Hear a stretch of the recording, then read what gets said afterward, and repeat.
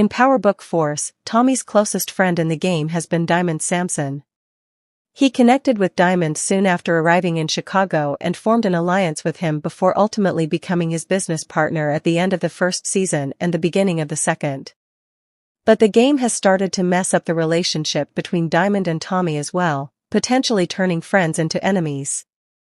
Diamond has been plotting behind Tommy's back on how to get rid of his nephew D-Mac, only for Tommy to walk in on Diamond welcoming D-Mac back into CBI at the end of the last episode. And if we know anything about Tommy, it's that he's not going to let this slide. It's like what Tommy told Tasha in Power when he took a shot at Ghost, missed, and killed Angela. He said, "Ghost tricked me into killing my father.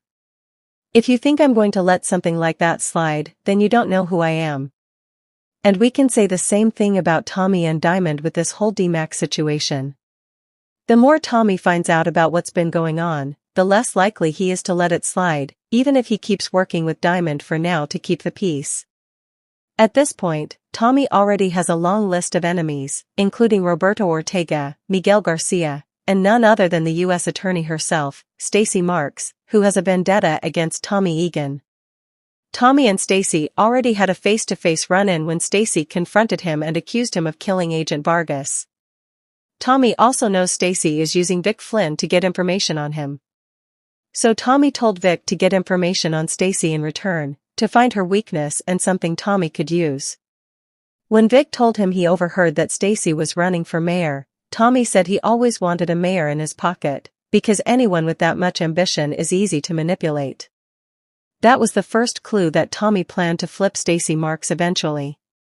We also know Stacey's divorce from Bobby DeFranco is something Tommy could use against her. After Tommy told Vic to get dirt on Stacey, Vic started pursuing Ray, the assistant to Donna Jackson of the DNC. In the latest episode, Vic learned that Stacey needed money to fund her campaign because several donors dropped out due to her divorce and her complicated history with the Chicago PD. It was mentioned that Stacey once had a case against the Chicago PD, likely digging into corruption. And corruption is everywhere in this story, especially since we just learned several members of the Chicago PD are living double lives, also working with the street gang, the 97s.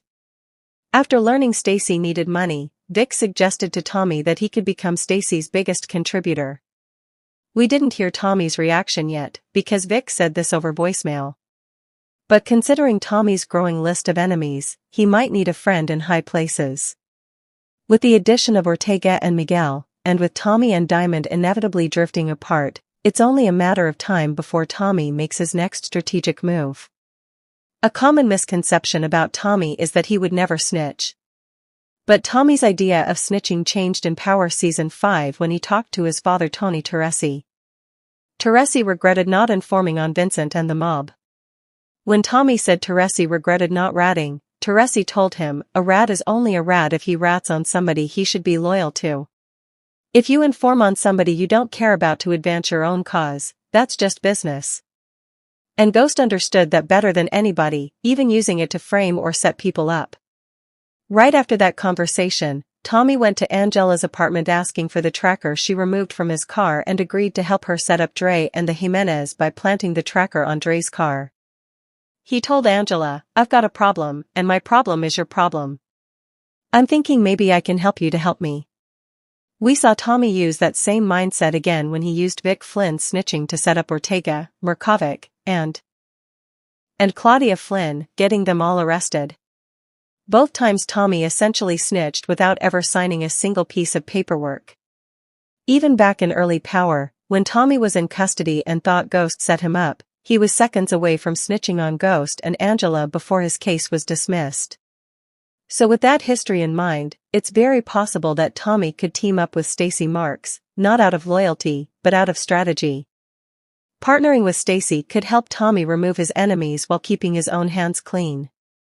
Setting up Miguel to be arrested would be the perfect way to take him off the board while keeping things cool with Maria.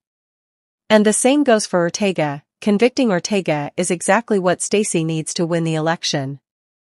Now that Diamond has betrayed Tommy by making moves behind his back, Tommy no longer has any reason to stay loyal to him either. As for Stacey's campaign, we saw Donna Jackson give Stacey a list of campaign managers and tell her she needs to pick one soon.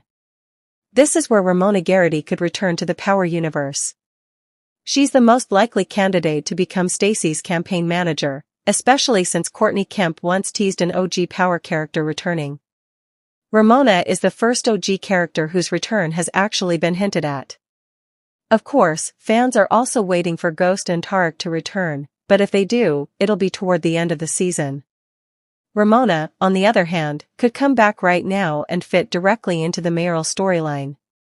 With Stacey running for mayor while going through a divorce, Ramona would be the perfect campaign manager. She went through a very public divorce from her senator husband after his callgirl scandal. And in regard to Tommy and Ramona, she has seen him before, when he approached her looking for Ghost. She knows who he is and that he was connected to Ghost.